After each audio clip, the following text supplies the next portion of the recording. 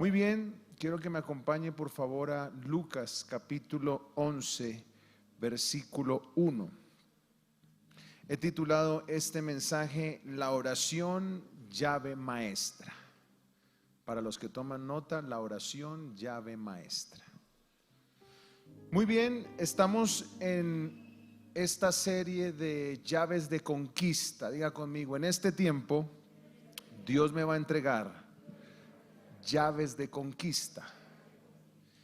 Y creo que una de las llaves más poderosas que Dios le ha entregado a la humanidad, oiga bien lo que le voy a decir, una de las llaves más poderosas que Dios le ha entregado a los seres humanos, a través de la cual tú puedes ejercer autoridad, gobierno, dominio, a través de la cual puedes permitir que Dios intervenga en todos los asuntos terrenales para provocar tu milagro, para recibir respuesta, para permitir que Dios intervenga en tu casa, en tu familia, en cualquier situación que estés viviendo, es la oración. ¿Por qué quise titular este mensaje como la oración llave maestra? Porque una llave maestra es una llave que abre todas las puertas. Y yo no sé qué puerta estás esperando tú que se abra, pero quiero decirte que la oración eficaz del justo puede mucho. Y que todo lo que estabas esperando, todo lo que estaba detenido, todo lo que está a punto de venir sobre tu vida, va a suceder si lo provocas en oración. Por eso es una llave maestra. Diga conmigo, la oración es una llave maestra. Vamos a recibir muchas llaves de conquista y por eso vamos a finalizar el año haciendo énfasis en llaves poderosas que nos van a permitir en todo el 2022 ver la gloria de Dios, abrir puertas que nunca antes se habían abierto y ver la intervención divina constante a causa de esas llaves poderosas que tú y yo vamos a aprender a usar. Lucas capítulo 11 versículo 1. Aconteció que estaba Jesús orando en un lugar y cuando terminó, uno de sus discípulos le dijo: Señor, enséñanos a orar como también Juan enseñó a sus discípulos. Y les dijo: cuando oréis, decid: Padre nuestro que estás, ¿en dónde? En los cielos. Santificado sea tu nombre. Venga tu reino. Hágase tu voluntad como en el cielo, así también en la tierra. El pan nuestro de cada día, dánoslo hoy y perdónanos nuestros pecados, porque también nosotros perdonamos a todos los que nos deben, y no nos metas en tentación, mas líbranos del mal.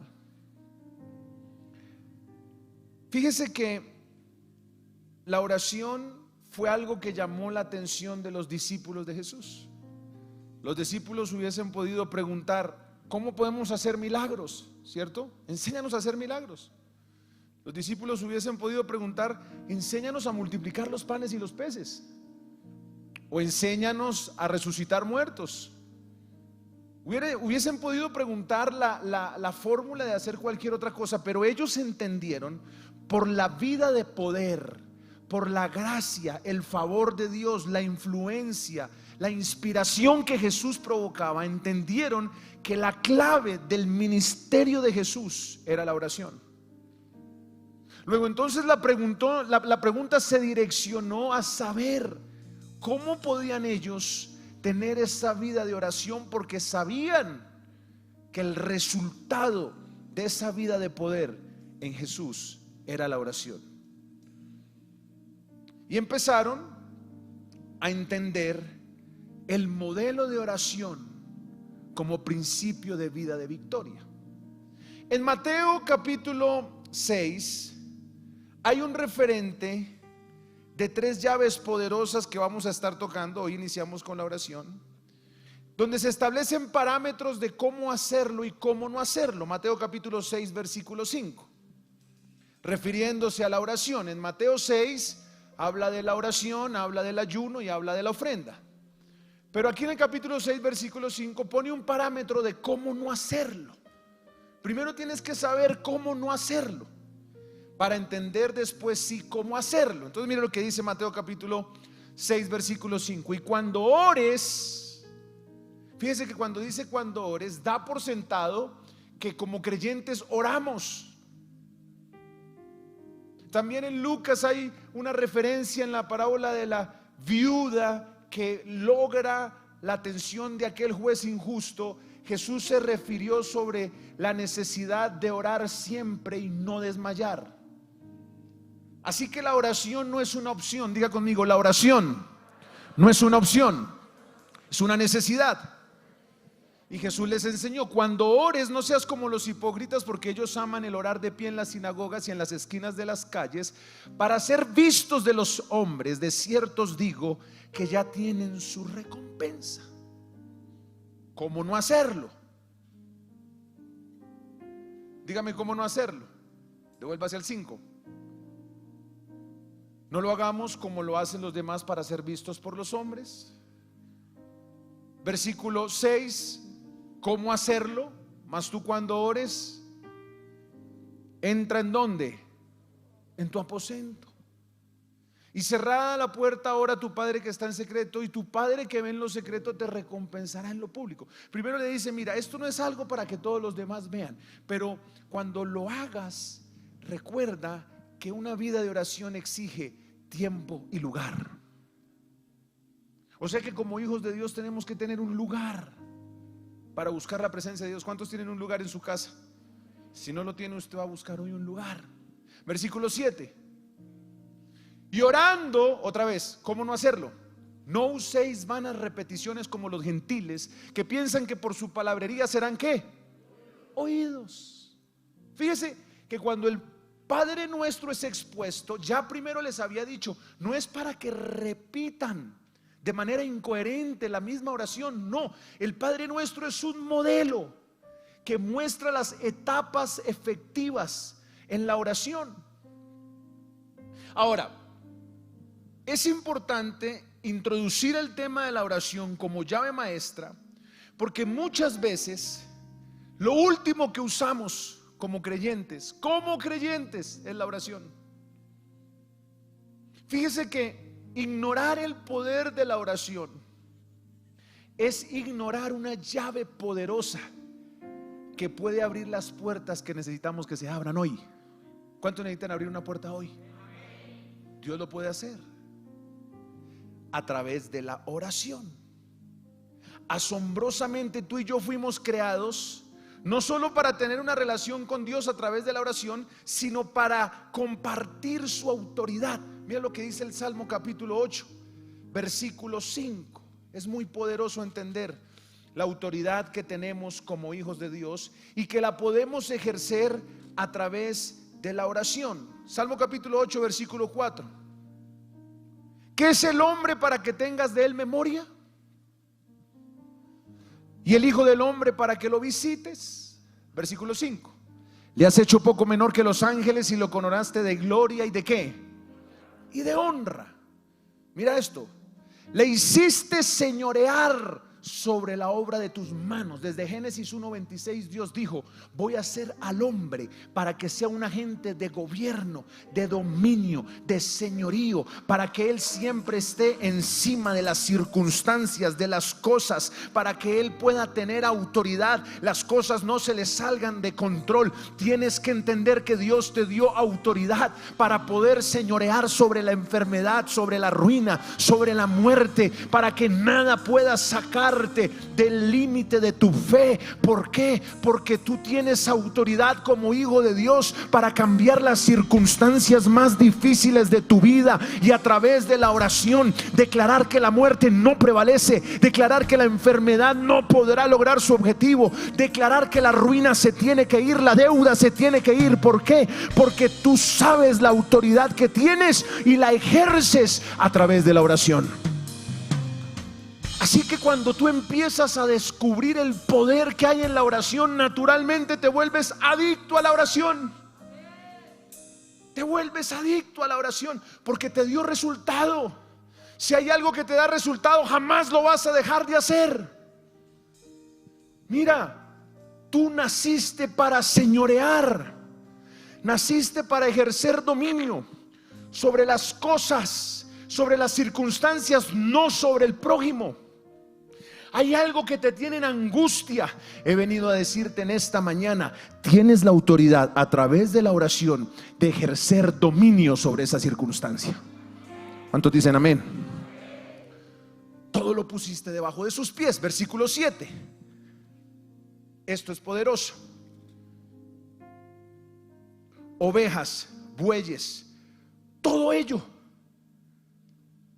Y asimismo las bestias del campo, las aves de los cielos, los peces del mar, todo cuanto pasa por los senderos del mar. ¿Cuántos pueden reconocer el poder que tenemos? Porque esa autoridad que Dios nos entregó, la ejercemos a través de la oración. Tú puedes cooperar con Dios a través de la oración. ¿Por qué la gente no ora? ¿Por qué tú no oras? Porque si lo estás haciendo mal, no te va a dar resultado. Por eso el martes vamos a retomar las mañanas de oración presencial, porque vamos a soltar el principio y lo vamos a poner en práctica. Véngase martes 5 de la mañana, antes de ir a su trabajo. Vamos a poner las peticiones, vamos a poner los temas de familia, los temas financieros, las circunstancias que estamos viviendo, las vamos a poner en la presencia de Dios. Y si la oración es la herramienta a través de la cual Dios interviene a favor mío, de mi casa y de mi familia, voy a apelar a las armas que Dios me ha entregado. Por eso el apóstol dijo: porque las armas de nuestra milicia no son carnales. No sigas perdiendo el tiempo contra tu hijo, contra tu vecino, contra esa persona. Nuestra guerra no es humana, nuestra guerra es espiritual.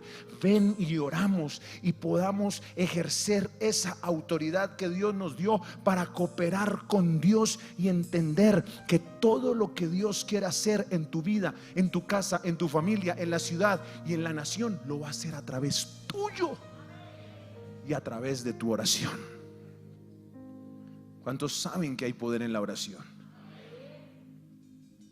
Entonces hay unos principios que vamos a enseñarle en esta celebración, en la segunda celebración, y los vamos a ir desarrollando los martes de manera presencial, porque esa es una llave maestra. ¿Cuántos quieren recibir la llave maestra?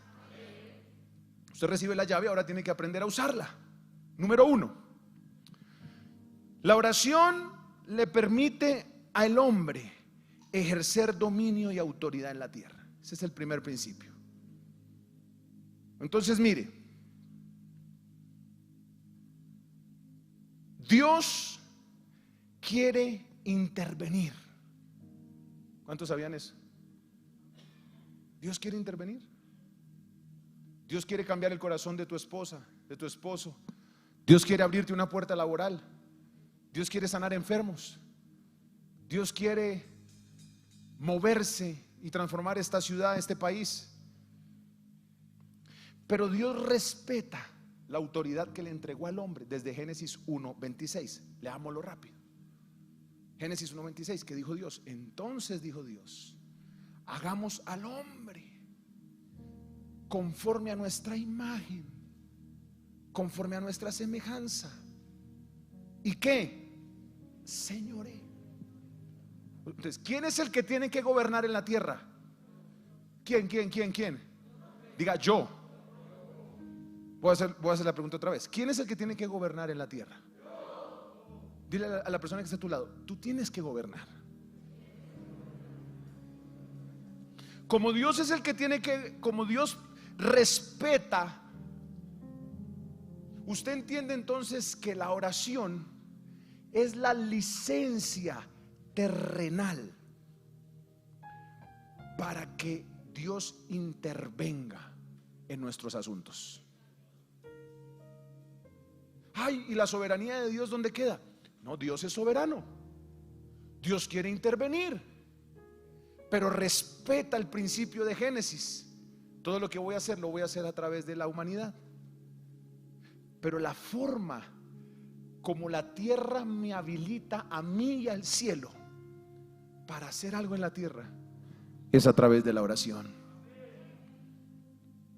Por eso hay textos poderosos que nos muestran cómo, por ejemplo, segundo libro de Crónicas 7:14,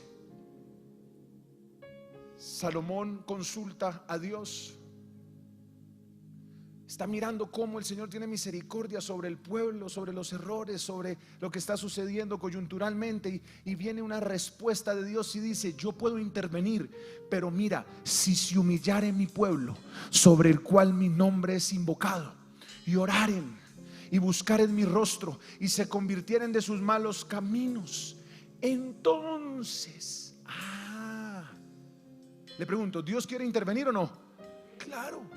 Pero hay que hacer algo primero. Primero nos tenemos que humillar, primero nos tenemos que rendir, primero tenemos que buscar. Por eso aquí oramos de lunes a sábado, 5 de la mañana, la red de los ministerios. Por eso estamos en 21 días de ayuno. Por eso convocamos a la ciudad a orar. Por eso fuimos a la plaza de Bolívar. Por eso ponemos a los pastores de la ciudad a orar. ¿Por qué? Porque sabemos, entendemos y creemos que lo que no ha sucedido es porque todavía no lo hemos provocado en oración, porque todavía necesitamos clamar más, necesitamos orar más. Si todavía tu hijo no se convierte, es porque te falta orar más. Si todavía no hay un trabajo nuevo, es porque te falta orar más. Si todavía no tenemos las casas de al lado, es porque nos falta orar más. Porque ya sabemos que si oramos, Dios interviene. Pero si no oramos, Satanás también interviene.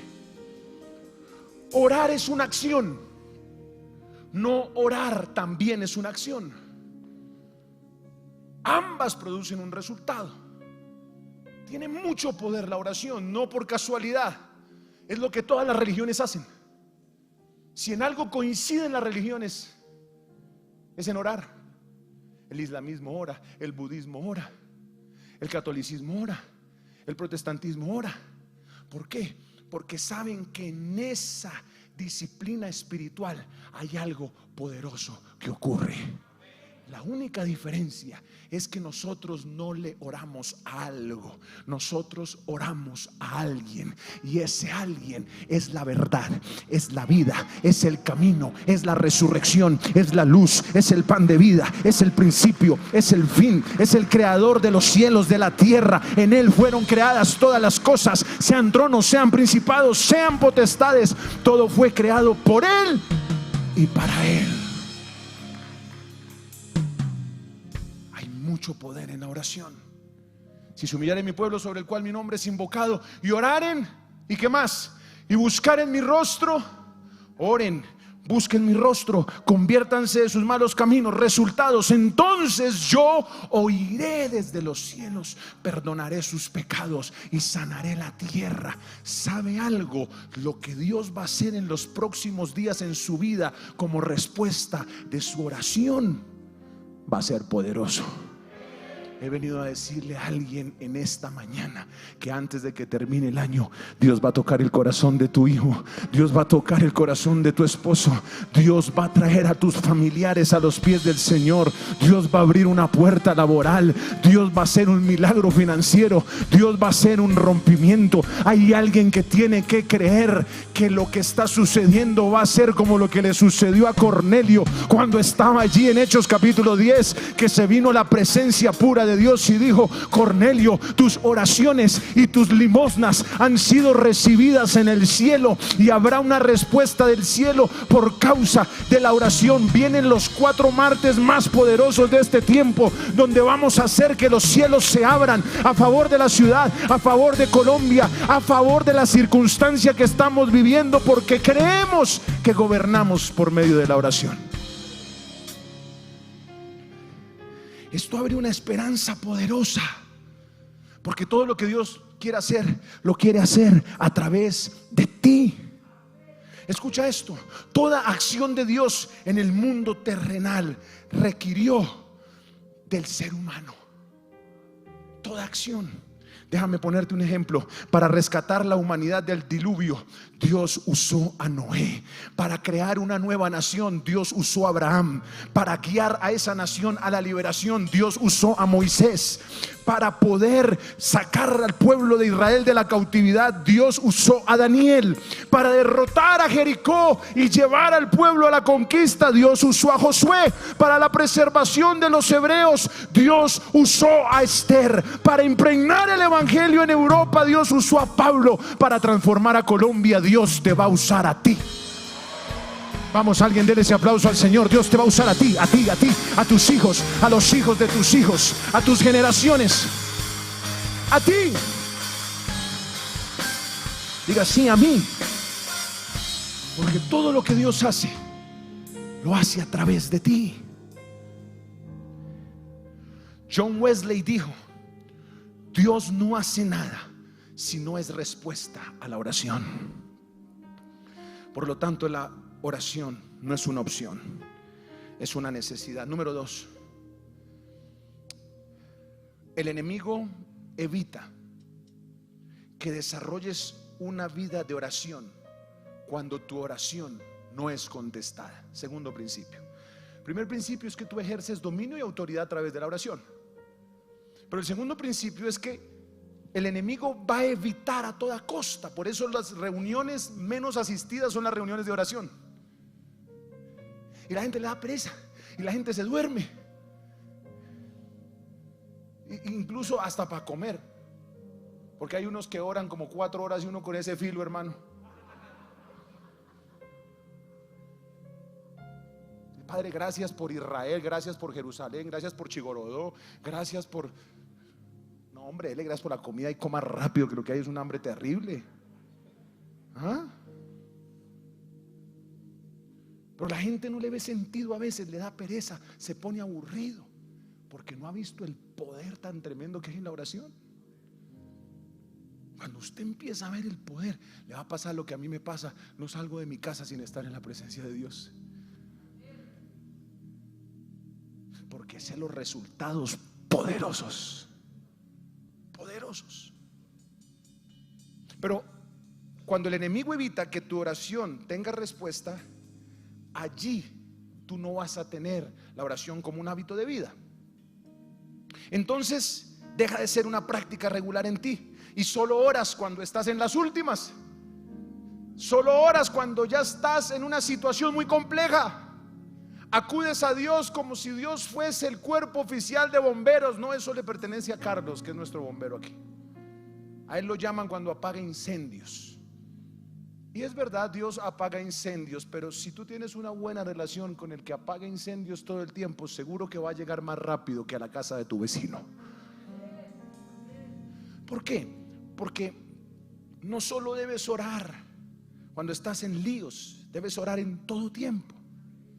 Pero cuando la oración no es contestada, entonces tú sientes que Dios no te escuchó, que Dios no está en el asunto. Tú sientes frustración, incluso cuestionas a Dios, incluso empiezas a confiar más en otras personas que en Dios. Dudamos del llamado. Pero déjeme responderle por qué Dios no contesta la oración. Santiago capítulo 4 versículo 2. Miren lo que dice la palabra. Santiago capítulo 4 versículo 2. ¿Qué dice? Codiciáis y no tenéis, matáis y ardéis de envidia y no podéis alcanzar, combatís y lucháis, pero no tenéis lo que deseáis porque no pedís. ¿Qué no tienes? No has orado. Versículo 3. Pedís y no ¿qué? ¿Por qué? ¿Cómo sé que estoy pidiendo mal? ¿Ah? Porque la oración se vuelve egoísta y solo piensa en mí para gastar en mis deleites. Cuando Dios no contesta una oración, es porque lo estamos haciendo mal o hay algo mal en nuestra vida. Cuando oramos sin entendimiento, sin aplicar principios de oración, Dios no nos va a contestar. Por eso tenemos que aprender a orar. Dile al que está a tu lado: tienes que aprender a orar. Eso es muy poderoso. Eso es muy poderoso. Número 3. esta es, dile al que está a tu lado, párale bolas a esto. Entonces, tú ejerces autoridad, dominio y gobierno a través de la oración, número 1. Número 2, la forma como Satanás impide que desarrolles un hábito de oración es a través de la oración no contestada. Pero Dios no contesta porque lo haces mal. Número 3, hay una clave para que Dios conteste la oración. ¿La quieres saber? Hay una clave para que Dios conteste tu oración. ¿Quieres saberla? Yo creo que mejor se la voy a decir después. Voy a dejar hasta ahí. Usted no está listo para esto. Hay una clave, una perla. Quiero enseñarte una clave que encontré en la palabra para que Dios responda a tu oración. Pastor, llevo años orando, Dios no responde. ¿Quieres saber la clave? Mejor en 8 días. Vamos a orar. Es que siento que usted ya está de afán, ya quiere irse. El reloj dejó de funcionar y todo como para yo poder seguir aquí una hora más. Todo está a favor para que yo se la enseñe. ¿Quieres saber la clave? Ok. La clave... No, usted no está listo para esto. ¿Sí quiere que le enseñe la clave?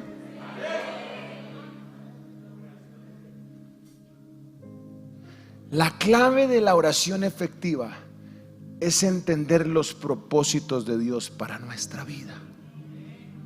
Pero espere, porque usted todavía no sabe. Ahí no le dije nada, por eso le puse ahí la presentación. ¿Cómo así, pastor, entender los propósitos de Dios? Se lo voy a explicar. El deseo de Dios es que usted y yo hagamos su voluntad. ¿Cuántos están de acuerdo con eso? Así que cada vez que usted ore, tenga presente que su oración no es para que Dios haga la voluntad personal suya.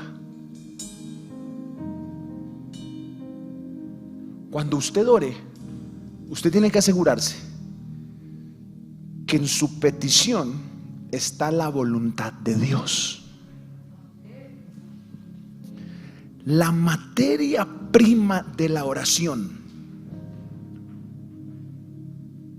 es conocer la voluntad de Dios en nuestras peticiones. Por eso Santiago dijo, pues sencillo, piden y no reciben porque piden mal. Primera carta de Juan, capítulo 5, versículo 14. Esto es poderoso. ¿Usted quiere que yo le diga la clave? Se la he dicho hace media hora y no entiende. Bueno, voy a tener paciencia para que entienda. Primera carta de Juan, capítulo 5. Si lo tiene, dígame amén. Listo. Y esta es la confianza que tenemos en Él, que si pedimos alguna cosa conforme a su voluntad, Él nos oye. Ojo, si pedimos alguna cosa conforme a su voluntad, Padre celestial, te pido que me des los números del baloto, aleluya. Tú sabes que si me das los números del baloto, yo te serviré. Aterricé. Padre, tú sabes. Ahora sí sirve y me dicen que me quedan 10 segundos. Qué belleza esta gente, ¿sí o no? No sirvió el reloj en todo el servicio, pero es que lo estoy poniendo de testigo. Y ahora me dicen que me quedan 20 segundos. Pero bueno, no alcanzo a decirle la clave. Pero mire, mi esposa va a continuar en la segunda celebración. Es esto. Usted no puede desconocer la voluntad de Dios en su oración. Usted está orando por su esposo, usted tiene que conocer la voluntad de Dios en su esposo. Usted está orando por su hijo, porque mire, esta es la confianza que tenemos en Él, que si pedimos alguna cosa conforme a ¿qué? Él nos oye, versículo 15. Y si sabemos que Él nos oye en cualquiera cosa que pidamos, sabemos que tenemos las peticiones que le hemos hecho. ¿Por qué tenemos las peticiones que le hemos hecho? Porque hemos pedido conforme a su voluntad. ¿Lo entendió? Permítame ponerle un solo ejemplo, porque usted pide por provisión, sanidad, liberación, protección, fe, denuedo, pero todo eso está disponible. Todo eso está disponible siempre y cuando usted conozca la voluntad de Dios en esas áreas para su vida. Cuando usted necesita algo que está acorde al propósito de Dios, porque yo sé que Dios nos va a entregar esas casas, porque yo no las estoy pidiendo para mí, las estoy pidiendo para su obra. Cada vez que tú pones una petición en la presencia de Dios, Dios te dice, bueno, ¿y cómo voy yo ahí?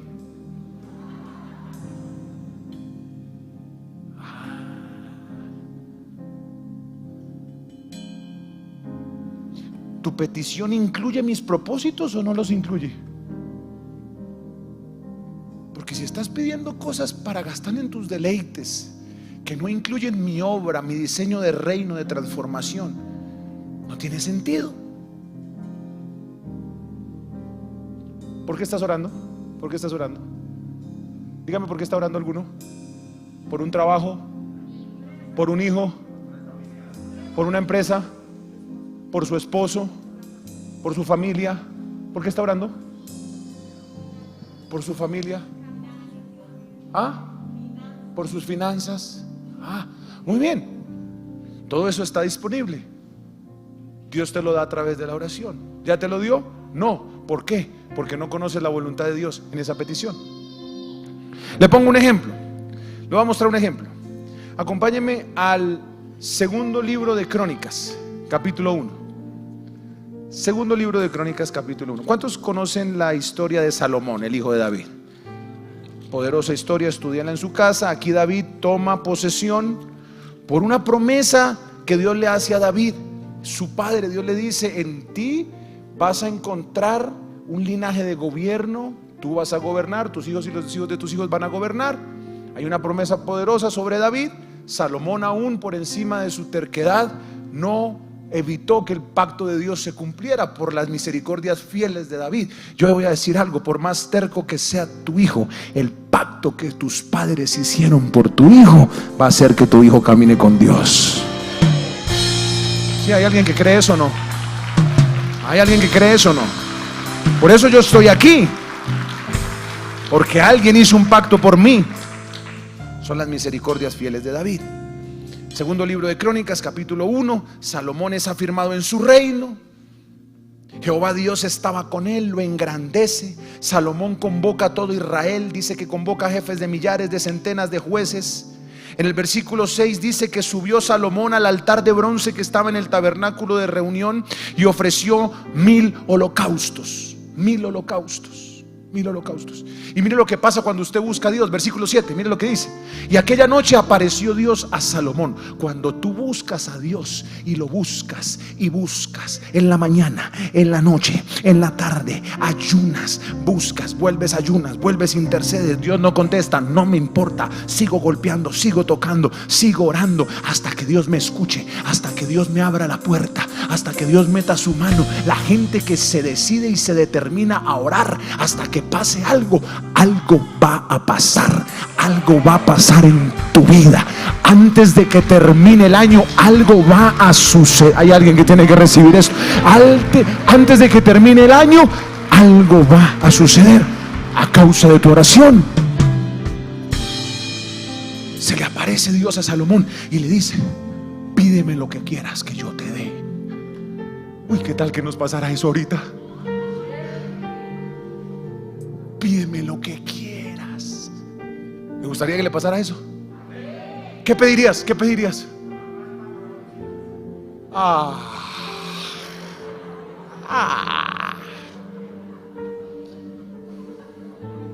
¿Qué pedirías? Que no, pero seamos sinceros, sí.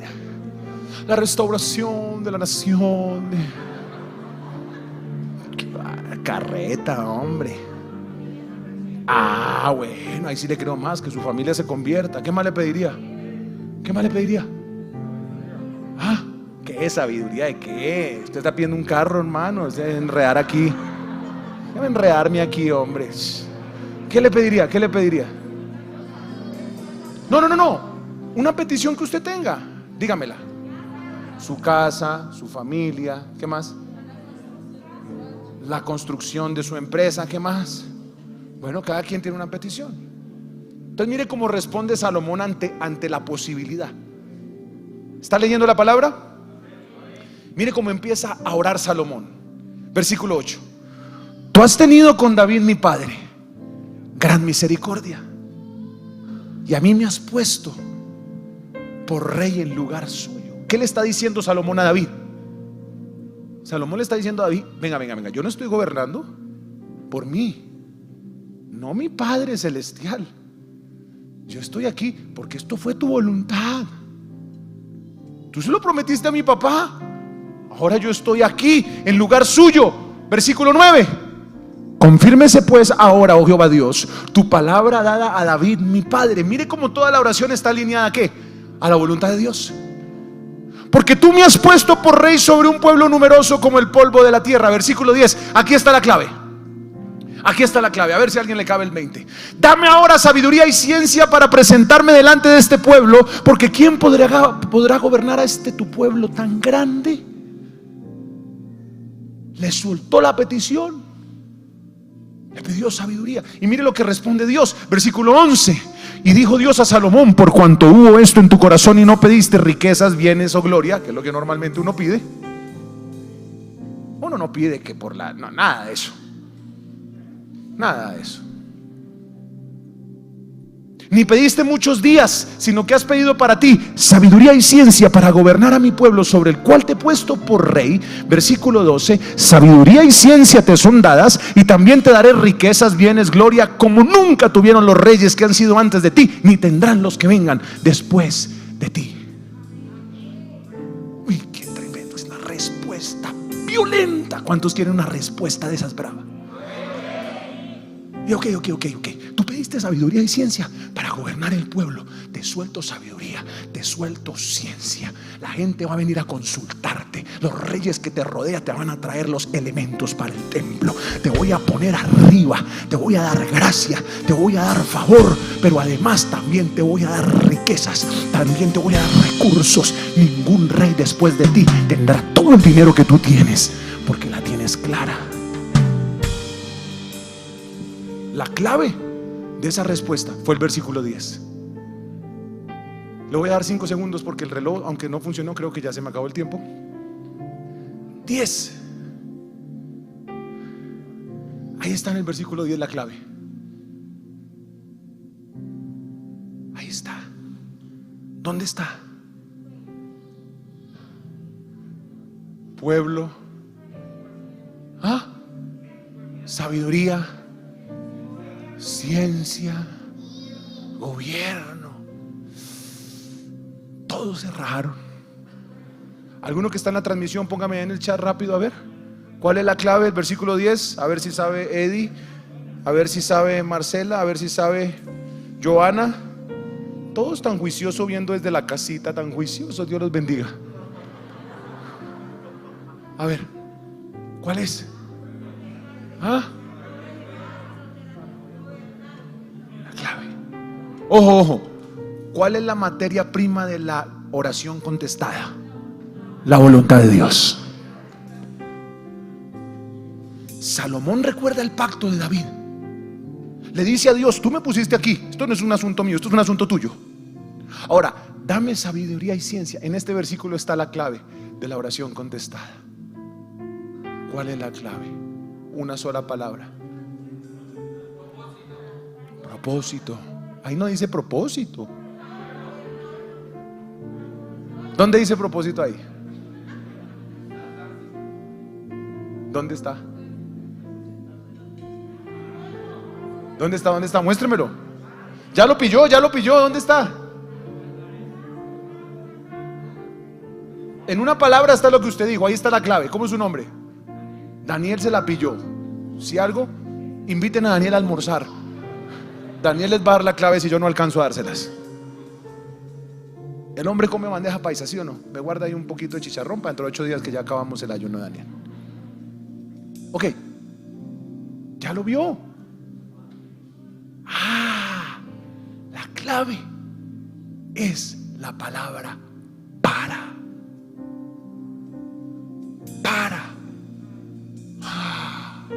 ¿Por qué la palabra para? Porque cuando Salomón le dice, dame sabiduría y ciencia, para, ahí mostró el propósito de la petición. Y como mostró el propósito de la petición de Salomón no era su fama, no era su grandeza, no era su dinero, era sabiduría para gobernar al pueblo de Dios.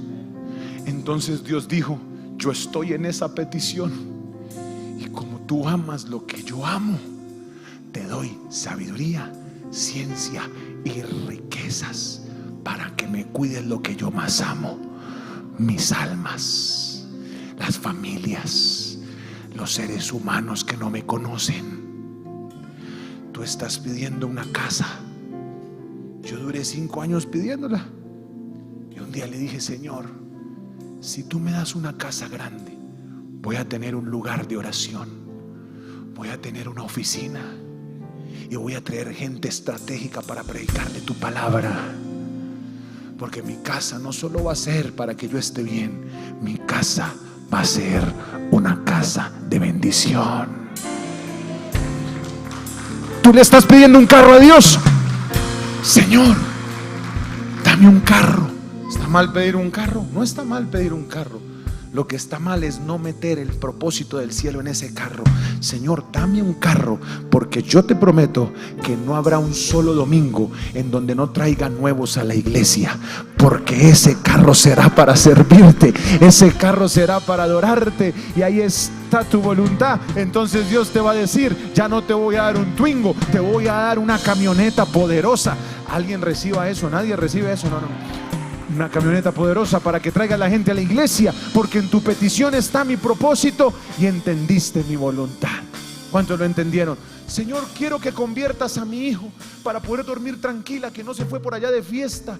Dios dice, eso es un capricho tuyo, pero si tú oras diferente y dices, Señor, convierte a mi hijo como hizo Ana, porque lo presentaré delante de tu presencia todos los días, no pasará navaja sobre su cabeza, y será un profeta de Dios, te servirá, testificará, predicará. Entonces Dios dice, ahora sí me sirve ganarme a tu hijo, porque tu hijo será profeta a las naciones, y tu hijo predicará con autoridad, y tu hijo será un instrumento poderoso. Entiende algo, iglesia: si conoces el propósito de la oración, Dios la va a contestar.